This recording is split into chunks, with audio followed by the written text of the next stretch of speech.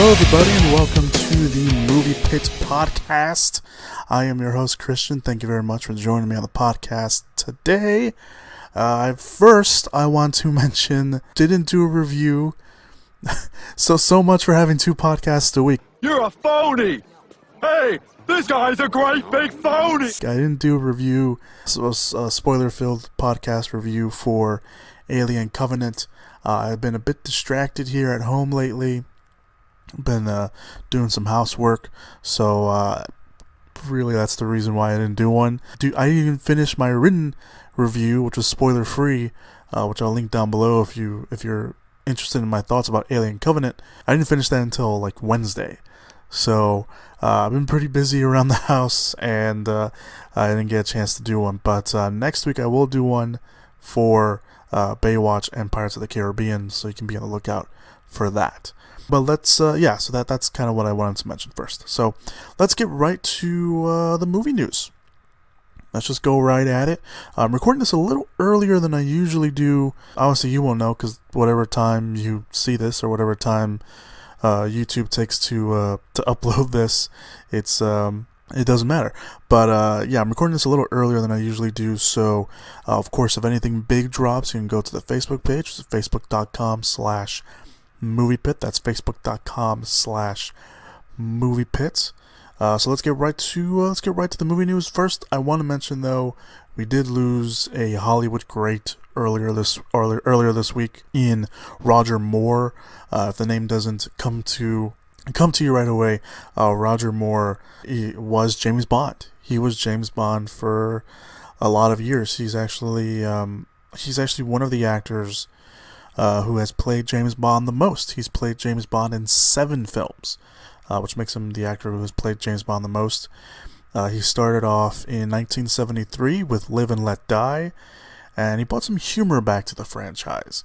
He took over after Sean Connery left, and he brought some humor to the franchise. So the other James Bond films he did, The Spy Who Loved Me, Moonraker, For Your Eyes Only, Octopussy, and A View to a Kill, which was, of course, Moore's last James Bond before Timothy Dalton took over. So he was a legend in his own right. He also was on the popular TV series The Saint, which was I believe it was a 70s show, early 70s show. If I could be wrong about that, but he's obviously done a lot of other stuff, but of course one of the big things that people know him from is being James Bond and the show The Saint. He was also a UNICEF Goodwill Ambassador. And he just was, from the looks of it, obviously, from all of Hollywood, he was just this really great guy. And he continued to work for a lot of years, and it's a shame to hear that.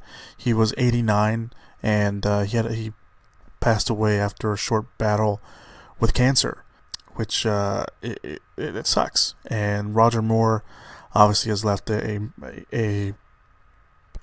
tremendous legacy in Hollywood and in films, so he will be sadly missed. And I don't want to start the podcast off in a morbid way, but the first news item of the day, we'll get to trailer talk after this news item because I just kind of want to get these kind of more morbid topics out of the way. And it's not morbid. I mean, obviously, death is a common thing, and it's a thing that, a lot of us, that it's touched most of us, I'm sure, in multiple ways. But one of the big news items of the week this week was, of course, that Zack Snyder has stepped down from the Justice League movie due to a family tragedy. And it was something that I don't think any of us knew, and it's something that many people in the news outlets and on all this stuff have been very, very kind. People have been very touchy, and there was a few little, articles out there that probably weren't headlined properly. But for those of you guys that don't know, Zack Snyder has stepped down from Justice League. Now, he already finished filming principal photography. And the reason why this is being brought up now is because They're currently in post-production, but they're about to go into additional photography. They're about to do some reshoots, which was already scheduled in. It was not a problem with the movie. Anytime people hear reshoots, it's like a dirty word, but it's not. They already made time to do these reshoots. And Hollywood Reporter was the one that really went in into it, and of course other outlets as well. But I think the Hollywood Reporter was the first one to put this news out there. And if you want to read the whole thing, you're more than welcome to. I'll put a link down below in the description / show notes area if you want to go read the whole thing yourself. But Snyder and his wife Deborah Snyder, who was also a producer on Justice League and a lot of the other DC Extended Universe films, are stepping down from their duties to deal with the sudden death of their daughter, Autumn Snyder, who committed suicide back in March, which he has been kept quiet about this subject. Apparently only a real small group of people knew about this. Now, it's obviously something you don't want to put out there, obviously. But Snyder will be stepping down, and Warner Brothers has bought in Joss Whedon, who of course will direct a solo Batgirl movie, but was already someone that Snyder was looking at, and that Whedon was apparently helping him with writing some of the scenes, some of the reshoots. So it just felt natural for him to come in and step up. So Whedon will be directing the reshoots, and he will be overlooking some of the post-production editing kind of ordeal. And apparently Warner Brothers were like, they were going to give Zack Snyder and his wife more than enough time. They talked about possibly pushing back the release date, and they said no. And Warner Brothers said, okay, obviously we'll be here for you, whatever you want.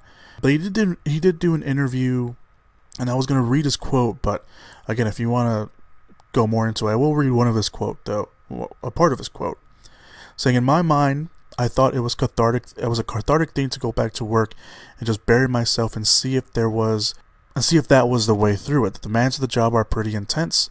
It is all consuming. And the last 2 months, I've come to the realization," and he kind of paused here for a second, "I've come to decide to step back from the movie to be with my family, be with my kids who really need me. They are having a hard time. I'm having a hard time." And like I said, there's a lot more to the report. He goes, there's some more comments from Zack Snyder and the Warner Brothers president, Toby Emmerich, pitched in and said some stuff about Snyder and the whole ordeal, the reshoots and everything. And it's Zack Snyder, for all the movies he's directed and for the way he's been handling the DCU, he gets a lot of flack. And it's nice to see that those same people who give him a lot of shit and flack and just disregard for his well-being were kind, and they didn't say anything negative and surprise. I mean, from what I've seen, obviously there's probably a few scumbags out there, but this is hard, and we don't always see the dark side of things, and we don't always see the human sides of directors, because we just think, oh, the directors, of course they probably miss like birthdays and like other stuff like that. But when it's different when something like this happens. I don't want to say too much because I don't want to babble on. It's people have already said what they had to say, and I think I think it's self-explanatory. Yeah, of course he's going to step down. Of course he's going to be with his family.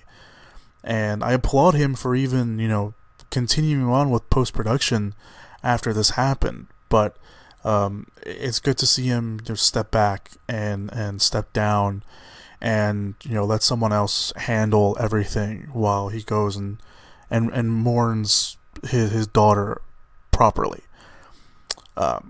So yeah, that's all I'm going to say about that. So let's move on, and I just wanted to get those two news items out of the way. Talking about death sucks, but it's a natural thing, and it's something that was newsworthy in a lot of ways. So, all right, let's move on to trailer talk. Let's try to move on to trailer talk. So a few trailers, more than a few trailers, a handful of trailers dropped this week. The first trailer was the new trailer for Wish Upon, which is a horror movie coming out in the summer. Yeah, I believe it's coming out in July. I could be wrong about that. But Wish Upon, it stars Joey King. She's in there. She plays a girl who finds a box. And apparently, of course, it's called Wish Upon, so you wish upon the box, your wish comes true. But of course, it is a horror movie. There are deadly consequences, and it looks okay. I mean, it doesn't look too bad. I don't know how I feel about the movie yet. I'll probably end up watching it, but I don't know. It's just it's one of those movies where it's like, yeah, you're not expecting much. So there was a first trailer for Wonder, which is actually based off a book by the same name. It stars Jacob Tremblay, Julia Roberts, and Owen Wilson. This is a very, very touching trailer, and I'm sure it's gonna make people tear up. I mean, the trailer was probably made people tear up on made people on the verge of tearing up. So I'm trying to say, it's a great trailer, very heartwarming. It's probably going to be one of those movies that people are going to be talking about later this year. I believe this comes out in October. Obviously, we'll talk about it when it comes out, but it does come out this year. All these movies come out this year. The movies I'm talking about. So there was a new trailer for Despicable Me 3. Shows a lot more of the family aspect between Gru and Drew. And we get to see a lot more of the Minions. Apparently, the Minions go to jail in this movie. So it should be interesting to kind of see how that works out. The final trailer for Valerian and the City of a Thousand Planets shows a lot more of the spectacle of it all. We get to see a lot more. It's not necessarily new footage. It feels like it's extended footage of what we've seen already. And the background music sounds a lot like Gangster's Paradise, but he mixes it up a little bit. It sounds like I couldn't get Gangster's Paradise out of my head after I saw that trailer, because the music is that. It's just a remixed version of Gangster's Paradise. But the final trailer for that came out, like I said, it shows a lot more of the special effects, but it feels like there's just extended scenes of what we've seen so far. The first trailer for the crime drama thriller Wind River has come out. That movie stars Jeremy Renner and Elizabeth Olsen, aka Hawkeye and Scarlet Witch. Or I'm sorry, Wanda, because you can't call her Scarlet Witch. But this movie looks good. It's written and directed by Taylor Sheridan, who wrote Sicario and Hell or High Water. This is his feature directorial debut. It looks great. It looks like a Tyler Sheridan movie. It's about Jeremy Renner plays like this game tracker hunter, and he finds a dead body, and Elizabeth Olsen plays an FBI agent who comes into town, and they both work together to try to find whatever or whoever killed this woman. It's a great trailer. It looks like a great movie. It comes out later this year. I believe this comes out in October. So we'll also talk about that. We'll obviously talk about that when it comes out later this year. A new Red Band trailer for the Hitman's Bodyguard came out. I believe there's a Green Band trailer floating around as well, but the trailer that I saw at least right away was the Red Band trailer. The trial continues. One of the world's most brutal dictators. With a key witness to testify. I can assure you, we're more than prepared for any assault. Prepared for that assault, motherfucker? When Kincaid is dead, you'll be paid in full. There's a safe house not far from here. I have a job for you. The transport is in there. What the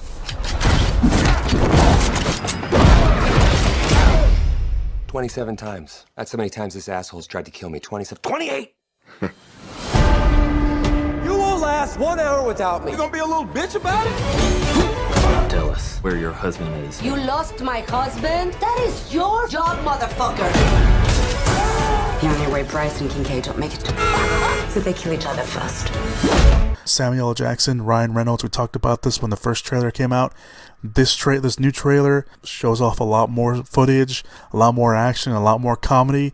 I can't wait for this movie. This is a movie that I've been waiting for, just from the description alone, but then I finally saw footage, as we all saw at the same time, that first Red Band trailer. This looks absolutely hilarious. It looks absolutely hilarious. I cannot wait to see. I think I said it when the teaser came, when the Red Band teaser came out.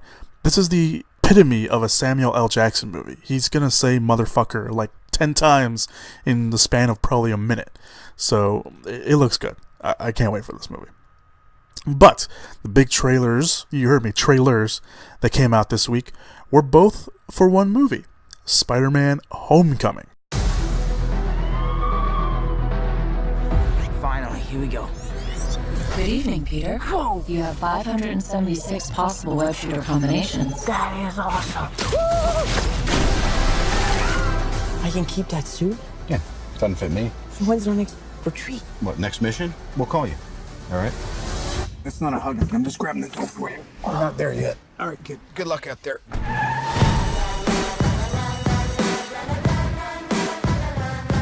Hey, Peter. You coming tonight? I can't tonight. I got the Stark internship. What's up, guys? Mr. Stark, here's my report for tonight. I stopped the Grand Theft bicycle. Hey, could you do me a favor? Hold on to that. Is this anybody's bike? Oh, I helped this old lady and she bought me a churro. So, that was nice. I just feel like I could be doing more. Wait a minute. You guys aren't the real Avengers. Hulk gives it away. New move I'm working on. Not bad. Oh, God, this feels so strange.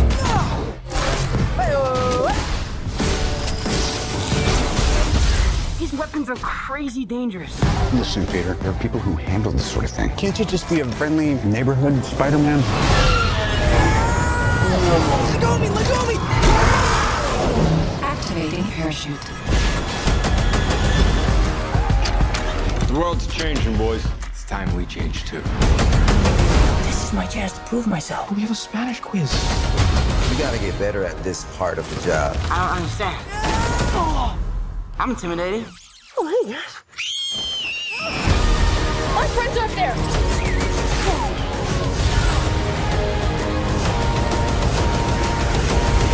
Hey, where are you going? What are you hiding, Peter?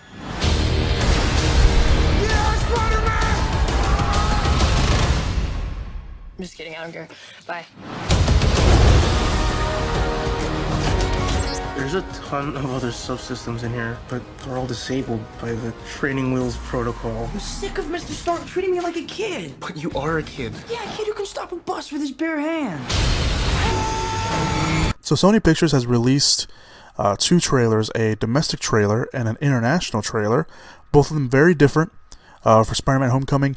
However, if you don't want to know anything else about this movie, you're like, I'm going to go watch this movie no matter what, I don't have to see any more trailers, I don't have to see any more TV spots, I'm good, don't watch these trailers.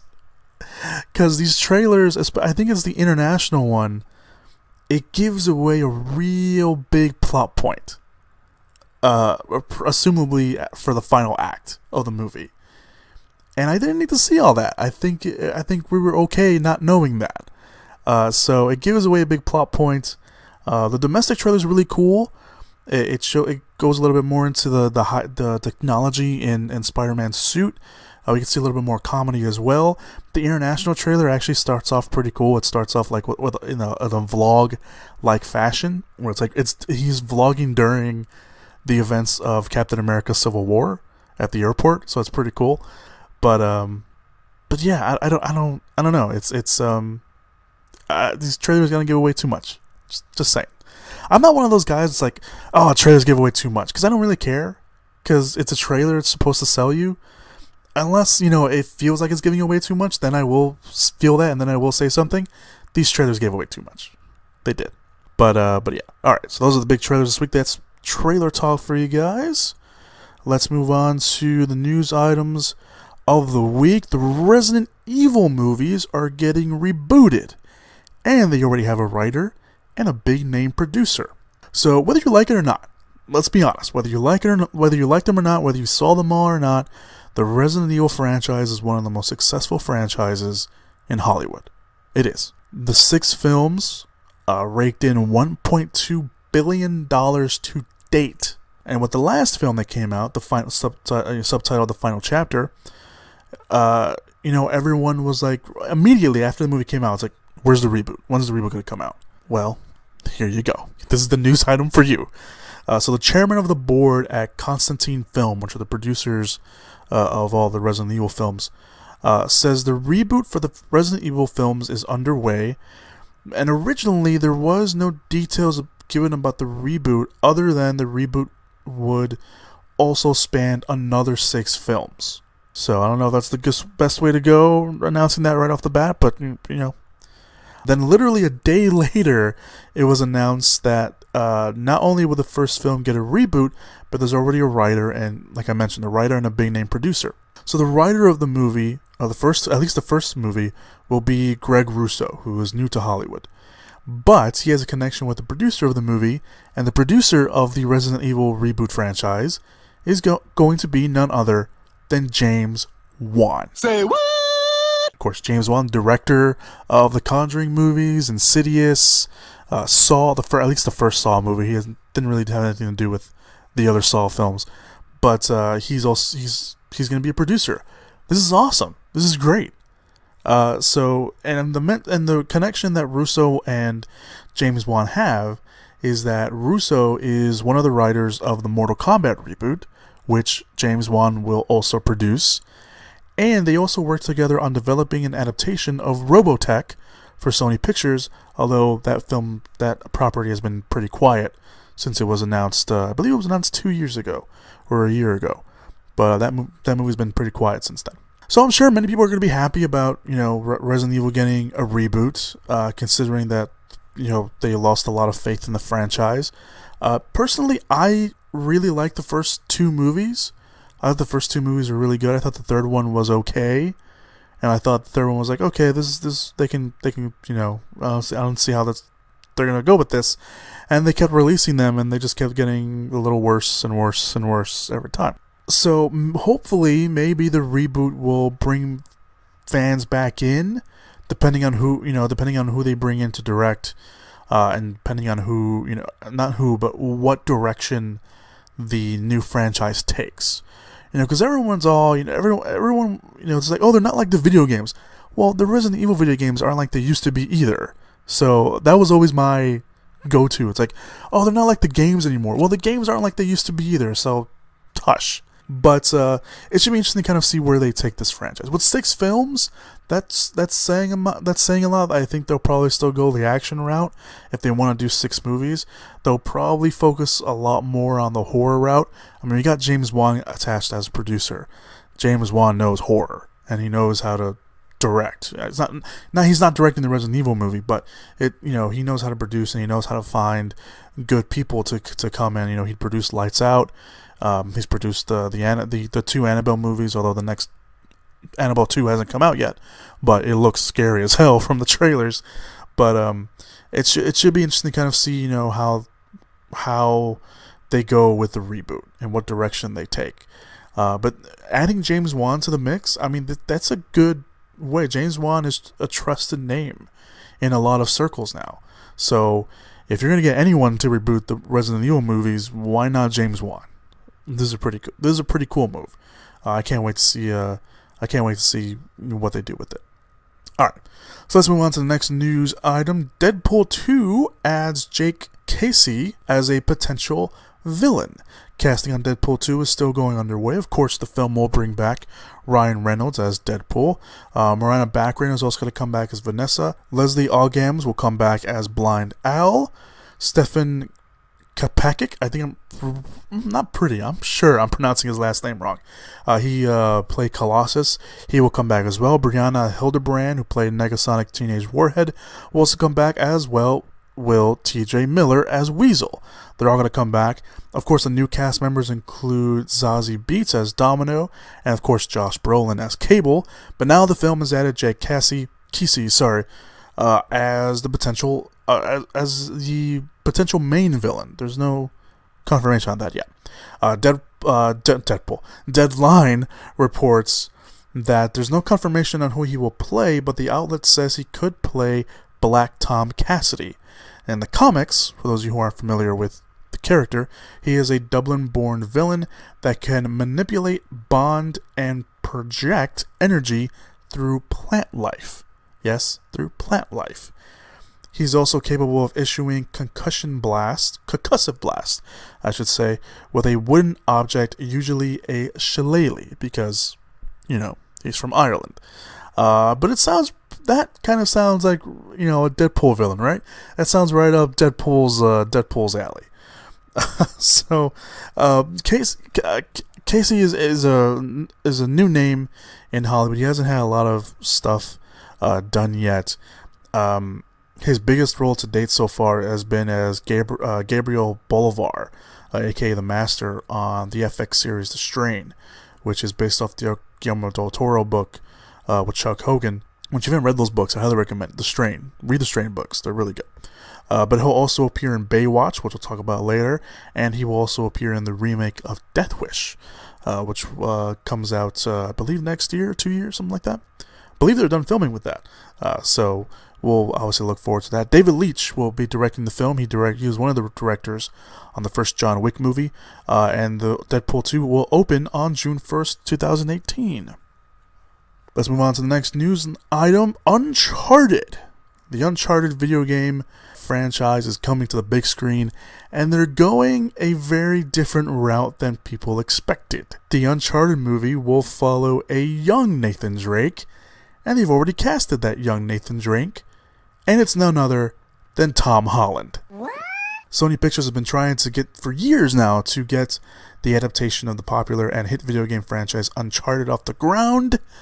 We've been talking about, well, not on the podcast. The podcast has only been around for a little over a year, but this movie's been talked about for a while, like a long time. And it wasn't until earlier this year that the film was finally moving forward, when Joe Carnahan came on to write the screenplay and Sean Levy came on to direct the film.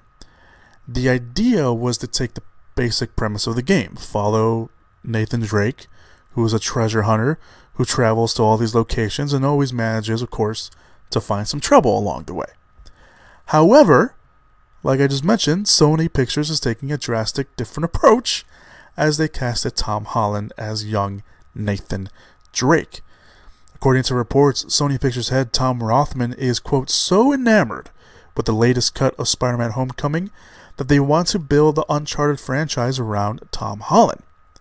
This means the film will have to find a new screenwriter, so a new writer altogether, because obviously Joe Carnahan wrote a script for a adult Nathan Drake, and it will follow young Nathan Drake and will take inspiration from a sequence in the third game that focused on a young Nathan Drake and his first encounter with his mentor and friend Victor Sully Sullivan. I play like a demo of the first.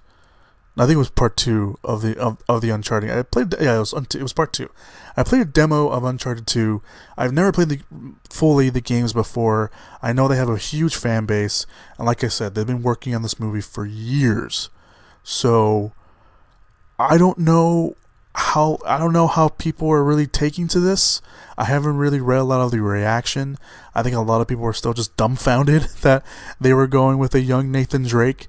But this is a lot of pressure for Tom Holland, because he has to carry the Spider-Man franchise on his shoulders. Now he has to carry a potential Uncharted franchise on his shoulders. He's also going to be in Lionsgate's Chaos Walking, which is based off a book that has like 3 or 4 books in it. And he's going to be starring in that with Daisy Ridley, and he maybe have to carry that as well. Tom Holland, he's getting a lot of work, and I think, and Tom, I have nothing against Tom Holland.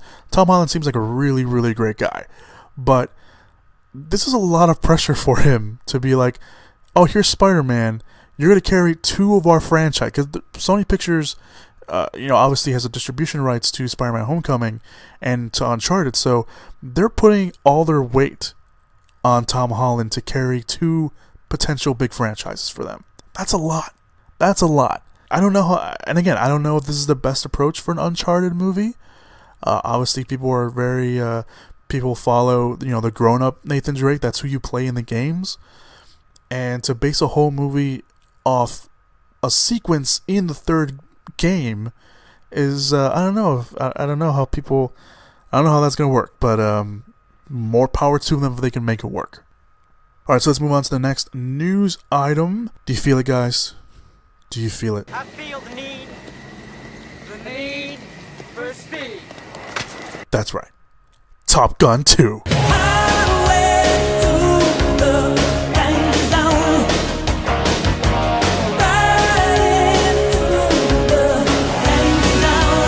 Joseph Kosinski is the frontrunner to direct Top Gun 2. While promoting The Mummy, Tom Cruise was asked once again about the long gesturing sequel to Top Gun and said they would start filming the movie next year. However, unlike the multiple other times they have said this, news has come out that Paramount Pictures is eyeing a director in Joseph Kosinski. Now, last year, it was said the film will be set in the world of drone technology and the fifth-generation fighters and explore the end of the era of dogfighting. That was last year, so things could change, but it would make sense the film would be based off that idea since, we're using drones more and more. Now, when it comes to Kosinski, he worked with Cruise before. He's worked with him on the sci-fi film Oblivion, which wasn't too bad. He also directed Tron Legacy, which I'm a huge fan of. And it's very underrated and underappreciated in my mind. He also has the upcoming firefighter drama Granite Mountain with Miles Teller, Josh Brolin, Jennifer Connelly, and Jeff Bridges, set to come out in October. And obviously we'll talk about that more when we get closer to the release date or when there's a trailer released. And he's worked on multiple commercials. He was a commercials director for a lot of years before he jumped to the movies. Now, Kosinski is only a frontrunner. And nothing confirmed just yet, but Tom Cruise has been wanting to work with Kosinski again since Oblivion. And we all know at this point, if Tom Cruise wants something, he's gonna get it. So this is interesting. So look, I don't know how I feel about Top Gun 2. It's been a long time since I've seen Top Gun. Probably have to go back to see how my gauge is. Of course, everyone remembers the volleyball scene. Top Gun 2 is one of those movies that's been talked about for a long time, and I think at this point I'm just gonna believe it when I see it. I mean, this, getting a director is a nice step forward, but there's a lot of movies out there that I talked about. They have directors and they don't come to fruition. So if Top Gun 2 is made, great, fine, as long as it's good, that's all I care about. But we'll see what happens with this. Sony Pictures' Silver Sable and Black Cat movie has found a director. Sony Pictures in the podcast a lot this week, by the way.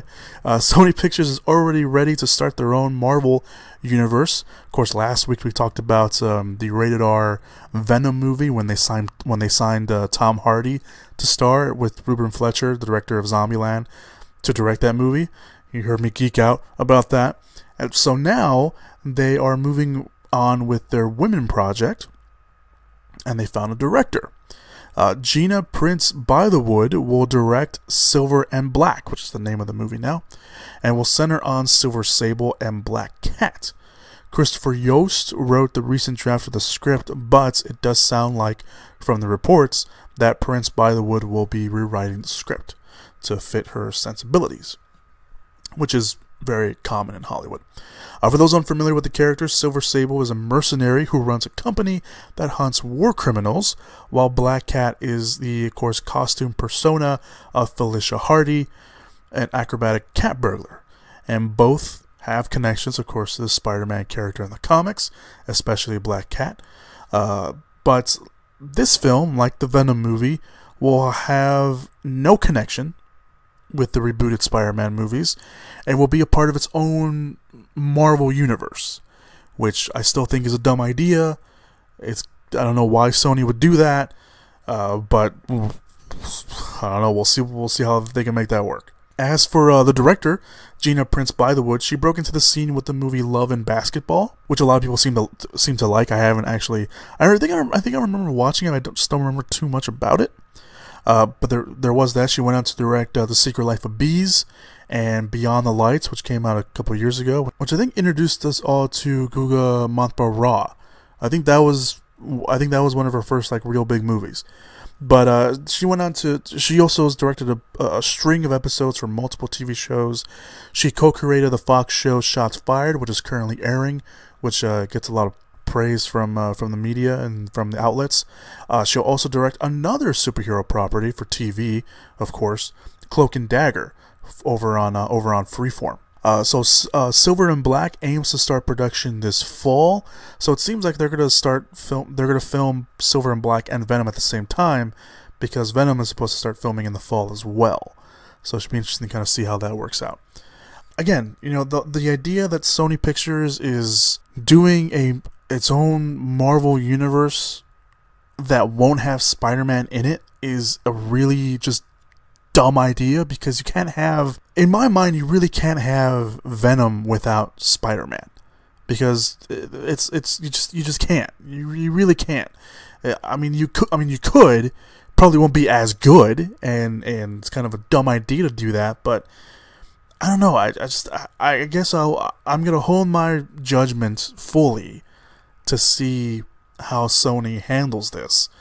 But just the idea that they're gonna do a Marvel universe of their own without Spider-Man is kind of dumb. And you think they will learn by now to handle this property well, especially the Spider-Man, because that's the only Marvel property they have. But I don't know. This is dumb. To have the universe without them is dumb. Director Gina Prince Bythewood, I haven't seen too many of this. Like I said, I don't remember too much about Love and Basketball. I don't think I ever saw The Secret Life of Bees. I read the book. I just never saw the movie. And Beyond the Lights I never saw either. I haven't actually yet. I don't think I've ever seen anything she's directed. But a lot of the stuff she directs gets a lot of praise. So, good director is a good director. Just no going wrong with that. Alright, so let's move on to the next news item. The Universal Monsters Shared Universe gets a name. Not only that, it also dates the next film, Bride of Frankenstein, and confirms Johnny Depp and Javier Bardem into the world.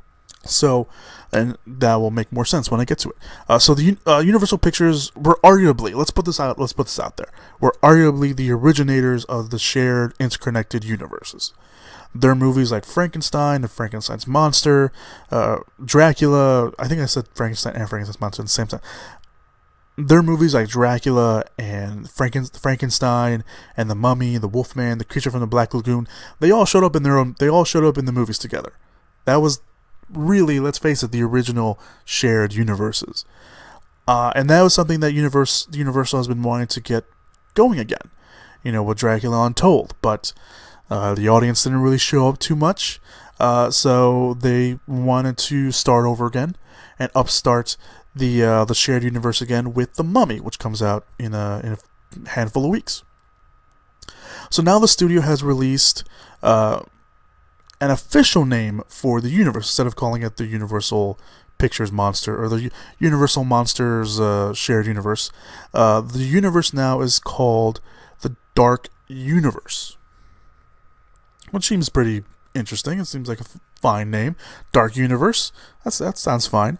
They released a pretty cool video actually, showcasing their previous monster movies. It's a pretty cool video. I'll link it down below if you guys want to go watch that. It's pretty cool. But yeah, they're calling it now the Dark Universe, which is pretty cool. The Mummy's gonna start off that. They also have released a release date for their next film after The Mummy, which is Bride of Frankenstein. That will come out on February 14th, 2019. The film does have a director in Bill Condon, who most recently directed the live-action Beauty and the Beast movie, which again, didn't watch it, but Bill Condon, again, gets a lot of praise from some of the movies he's done. He also directed Dreamgirls, so again, can't go wrong. Nothing wrong with hiring talent. No word yet on who will play the Bride of Frankenstein. There was always rumors that Angelina Jolie would play her, but those rumors have kind of died down. So we'll see what happens with that. Moreover, Universal Pictures has released the creative talent that will shape the Dark Universe going forward. Alex Kurtzman, who directed The Mummy.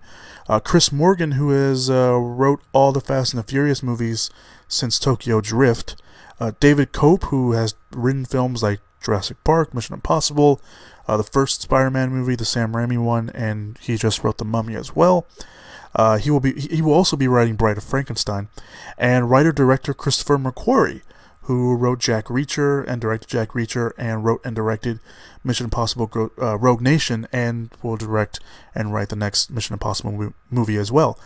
This is a fine group of individuals, talented individuals at that. Christopher McQuarrie, Chris Morgan's in there, David Cope's in there, and of course Alex Kurtzman. This is a good group of people. I mean, if you're going to start a universe and you want a creative, writers' room, producers and potential directors, this is a good group to have. Especially Christopher McQuarrie. That's a solid A+ name. That's great. I can't wait to see what he potentially directs in this world. Finally, they confirmed that Johnny Depp will play the Invisible Man, which has been rumored for almost a year now as well. And earlier this year, it was announced that Javier Bardem could potentially appear in the movie Frankenstein. That will also happen because Javier Bardem is now confirmed to play Frankenstein. Although they don't clarify in the report if he's playing Dr. Frankenstein or if he's playing Frankenstein's monster. So they haven't clarified that. He will be in the movie, we just don't know what Frankenstein. Is he playing Frankenstein the Doctor, or is he playing Frankenstein the Creation? We'll see about that. It's also possibly likely that Russell Crowe will return as well as Henry Jekyll. He will be introduced in The Mummy. He actually has the organization that apparently will be a centerfold in the dark universe. I don't want to get too much into it because I'll probably get into it in the movie. So obviously, when we review The Mummy, we'll go into that as much as possible. There's no other mention of other films. But from the looks of it, this could mean that Universal is probably taking it one film at a time within the Dark Universe, which is probably a good move considering, not everything is certain. You don't necessarily want to, be like, oh, we're going to make 6 movies, You don't want to do that all the time. You really don't. So wait to see how The Mummy does. If it does well, it probably will.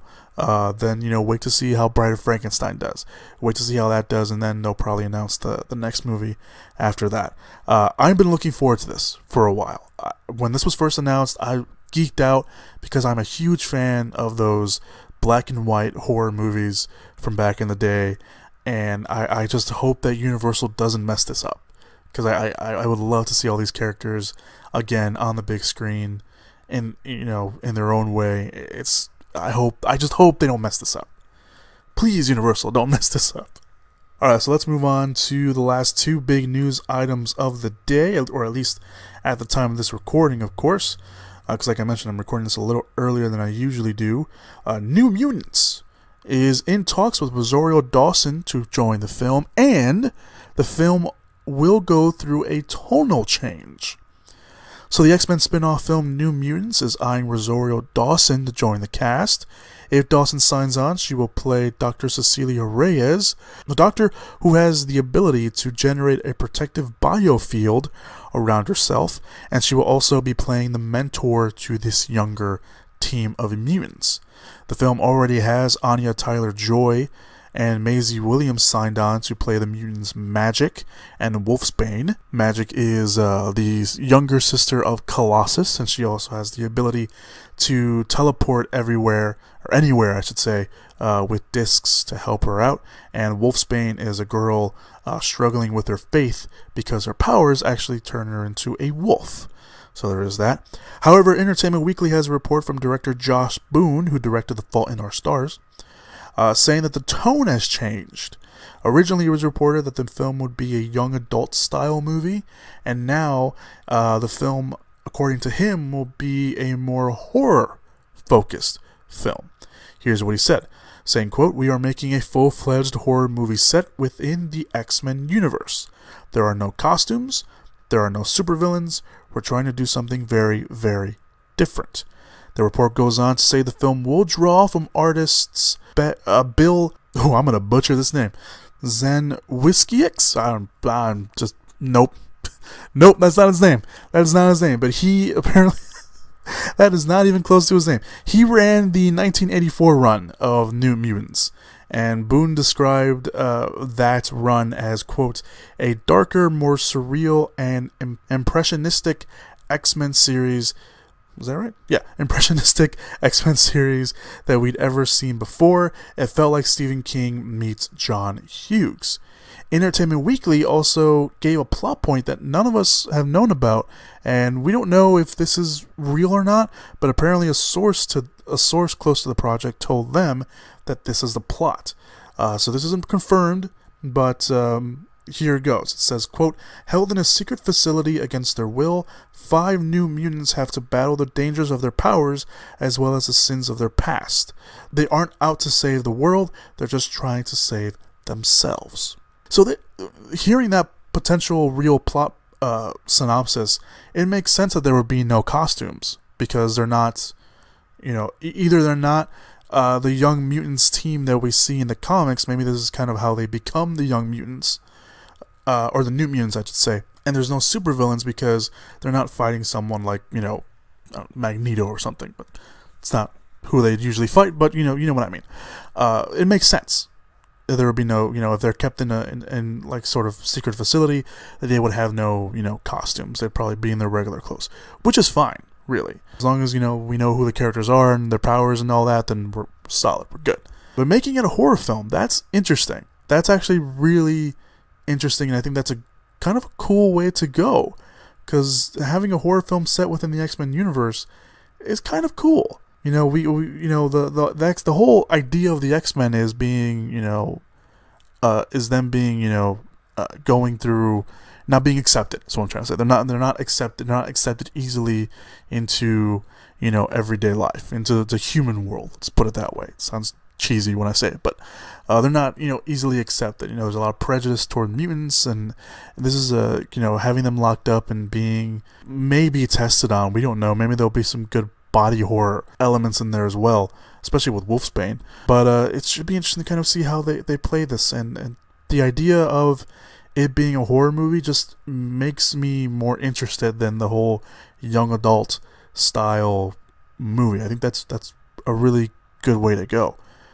So filming is expected to begin soon, and despite early reports of James McAvoy and Alexandra Shipp returning to play Professor X and Storm, that probably won't be the case. They're probably not going to come back. It's still early, so maybe there's some scheduling conflicts, or maybe they just really want to focus on these guys. I wouldn't rule out maybe a cameo. Maybe, we don't know. But as far as we know, and again, if this is true, they're kept in a secret facility, it would make sense that Professor X wouldn't be part of the movie, and Storm probably wouldn't be a part of the movie either. But we'll see. New Mutants is, again, once again directed by Josh Boone, who co-wrote the script. It will be released on April 13th, 2018, so next year. Alright, the final news item of the podcast, and again, the time of this recording, Doug Liman has exited the Dark Universe, aka the Justice League Dark movie. Oh, come on! Son of a bitch! According to Variety, Doug Liman has dropped out of the Dark Universe, aka Justice League Dark. Insiders tell the outlet the reasoning is because of, wait for it, scheduling conflicts. Liman is also attached to Lionsgate adaptation of Patrick Ness's novel Chaos Walking, which we talked about earlier, with Daisy Ridley and Tom Holland, which finally got a green light. So apparently it looks like he's going to go and direct that movie, because they're moving forward with that movie more quickly than expected. For those unfamiliar with Justice League Dark, it follows the more mystical side of the DC world. They actually released a Justice League Dark animated movie not too long ago, if you want to go check that out.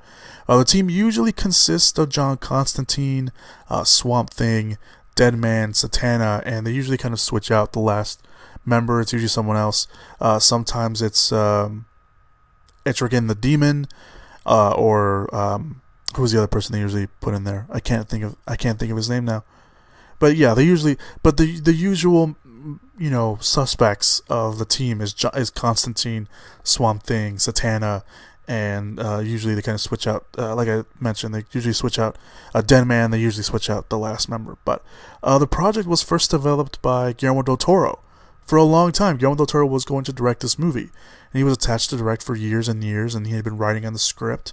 And finally, I think it was last year, he dropped out due to a busy schedule, because he attached himself to so many other projects that he couldn't focus on.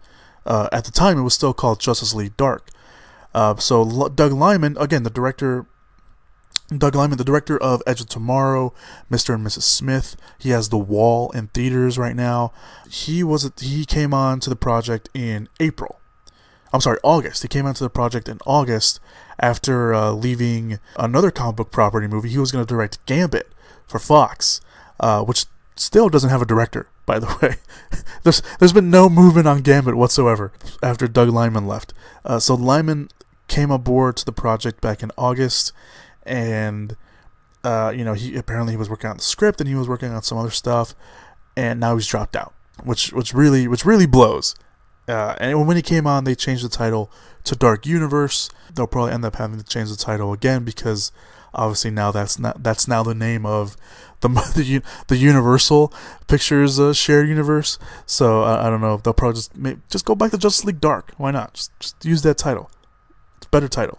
So the Hollywood Reporter, that when this news broke out, the Hollywood Reporter came out and said the studio was looking at other directors to come in. One of them that they named was Andy Muschietti. And Andy Muschietti was a director of Mama. He also directed the upcoming It, which looks fantastic. So they didn't name any other directors, but that was one of them that I think that's the frontrunner that they're going with and they're aiming for, Andy Muschietti. So I didn't mind Mama. I thought Mama wasn't that bad. Was it a good movie? No. Was it perfect? No. But I thought it wasn't that bad. I thought it was okay. And it looks just utterly fantastic. It looks great, just based off the trailers alone. But we'll obviously have to wait to see another trailer and see the whole movie. So when it comes to this movie losing Liman, it is a hit. Anytime a project loses a director, it's a shame, and especially Doug Liman, who was a great addition to anything you put him in. But at the same time, I'm not completely bummed out, because it wasn't like Justice League Dark, Dark Universe. I'm just gonna call it Justice League Dark. It wasn't like Justice League Dark was going into production like in the fall, or was going to production potentially next year, because there was no production date announced for the film.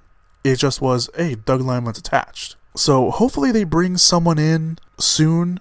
I would love to see who they bring in, but yeah, I don't know. I mean, I don't want to be like, oh, this is a shame. Yeah, it's a shame, but at the same time, it's like, well, they weren't, they weren't producing the film right away. It was just he's attached, we're working on it. But there was no like casting updates. There was no like, there was a writer attached. I wrote his name, Michael Gillio. He was going to be a writer on the film. But again, there was no like updates or anything like that. So I'm bummed out that Doug Liman's not attached anymore. But we'll see.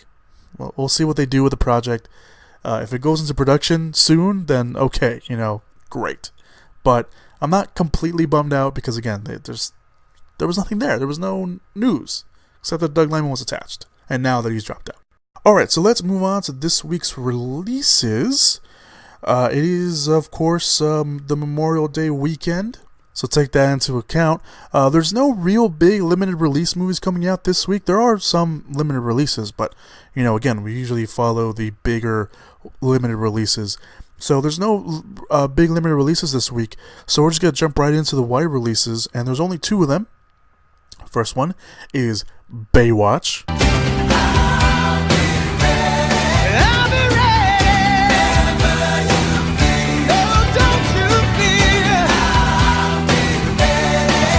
Devoted lifeguard Mitch Buchanan butts heads with a brash new recruit. Together, they uncover a local criminal plot that threatens the future of the Bay. The film, of course, stars Dwayne Johnson, Zac Efron, Alexandra Daddario, Priyanka Chopra, Kelly Roebuck, John Bash, Yaha Abdul-Mateen II, Hannibal Buress, of course, cameos by David Hasselhoff and Pamela Anderson. I'm looking forward to this. I am. I actually am going to go watch this movie tonight. So it's fun. It's The Rock. You know, the reviews haven't been too kind for it, but I think, you know, when you're going to go watch a Baywatch movie, you know what you're expecting. You know the level of humor. You know the level of cheese you're expecting. I'm going to go watch it. It's The Rock. I don't care. You know, I'm going to have fun with this. So, Baywatch. The next film is Pirates of the Caribbean Dead Man Tell No Tales.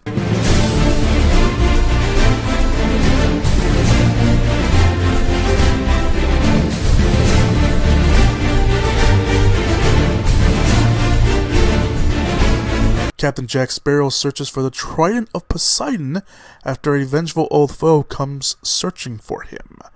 Johnny Depp, of course, stars in the film along with Javier Bardem, Bretton Thwaites, Kea Sodolario. I think I'm pronouncing your last name wrong. I'm guaranteed I'm pronouncing your last name wrong. You know me. Jeffrey Rush, Orlando Bloom, and Keira Knightley also return for the film. This is being labeled as a final adventure. I don't know if that's really true because, you know, it's Hollywood. It's like, oh yeah, it's the final movie. Nope. Like 2 weeks later, next Pirates of the Caribbean movie has been announced. Pirates of the Caribbean Dead Man Tell No Tales. This movie I've been looking forward to. I mention this every time we talk about Pirates of the Caribbean on the podcast. The first teaser, I loved it. It was just Javier Bardem. It looked like they were going back to the first movie's, you know, roots. I just loved that first teaser. It was just Javier Bardem's character. I loved it. And I've been liking a lot of kind of the teasers and trailers so far. You know, early reports, you know, not early reports, early reaction was that the movie was good. And, you know, now that everyone's gotten a chance to see it, that early reaction seems to kind of simmer down a little bit. But it's Pirates of the Caribbean. These movies make money. They make a crap ton of money. People are going to go watch them. Again, I'm one of those people that doesn't listen to reviews. I just feel like I should tell you guys what the reviews are like. But I don't, you know, if I like a movie, if I like a trailer for a movie, I'm going to go watch it. I don't care what people say about the movie. They can say that it's the worst movie they've ever seen. If I wanted to watch it, I'm going to go watch it. If it's the worst movie I've ever seen, I will be the judge of that. So, Pirates of the Caribbean, Dead Men Tell No Tales, and Baywatch are your wide releases this week. Let's move on to box office predictions. Last week, guess what, guys? For the second week in a row... Actually, that's not true. No, it is true. Second week in a row. I have called the box office on point. So my picks last week were Alien Covenant at number 1, Guardians of the Galaxy Volume 2 at number 2, Everything Everything at number 3, Snatched at number 4, and King Arthur Legend of the Sword at number 5. And that, ladies and gentlemen, was also your box office. I did also mention last week that Alien Covenant and Guardians of the Galaxy Volume 2 would be a very close battle at the box office, and it was. Alien Covenant, I think, won the box office by like $2 million and change, of course, something like that. It was a very close battle. Very close. So, this week's going to be a little different. Obviously, it's Memorial Day weekend. Baywatch has the advantage because it opened up a day early. It opened up yesterday, of course, with special preview showings on Wednesday, and Pirates of the Caribbean will be opening today. So, Baywatch has a little bit of a you know, head start over Pirates of the Caribbean. I still think that maybe Pirates of the Caribbean will be number 1. I think that it's also Pirates of the Caribbean is, if you want to look at it, it's more of a kids movie. I mean, it's not really so much of a kids movie, but it's more of like the family movie. And Baywatch, rated R, yes, and don't get me wrong, Baywatch is going to hopefully make a lot of money as well this weekend. But it is Memorial Day weekend. People want to go to movies. If they're not going to go watch Baywatch, they're probably going to go watch Pirates. So I do think that Pirates of the Caribbean, Dead Man Tell No Tales will probably be the winner. If it isn't, I'll be okay with that. But I do think that Pirates of the Caribbean, Dead Man Tell No Tales, and Baywatch will be the top 2 movies of the weekend, and I do think that it will be another close battle at the box office. I'm not gonna say numbers because I'm bad with numbers, but Pirates of the Caribbean: Dead Man Tell No Tales will be number 1. Baywatch will be number 2. Alien Covenant will slide down to number 3. Guardians of the Galaxy Volume 2 will be number 4, and Everything will probably hold steady at number 5. So that's my box office picks, guys. Yeah. Pirates of the Caribbean number 1, Baywatch number 2, Alien Covenant number 3, Guardians number 4, and Everything number 5. Yeah. So that's it, guys. Thank you guys so much for listening to the podcast this week. You guys have been great. Obviously, it's Memorial Day weekend. You know, be safe out there. Have fun. But more importantly, be safe. You never know. It's Memorial Day weekend. People are going to be drinking. So just be careful when you're out there. Have fun, but be careful as well. Just be aware of your surroundings. And just have a fun time, guys. It's Memorial Day weekend. Remember what Memorial Day is also actually about as well. Yeah, remember what Memorial Day is also really about. And I highly doubt I have anyone of a military background listening to my podcast, but if you are, thank you for your service and everything you've done for this country. So, yeah, that's the podcast this week, guys. Thank you guys so much. Obviously, like I mentioned, I'm recording this a little earlier than I usually do. So if anything big breaks, you can obviously look for it at the Facebook page. Once again, that's facebook.com/moviepit, facebook.com/moviepit. There will be a link down below in the description/show notes area. Also, while you're down there, go check out the WordPress account.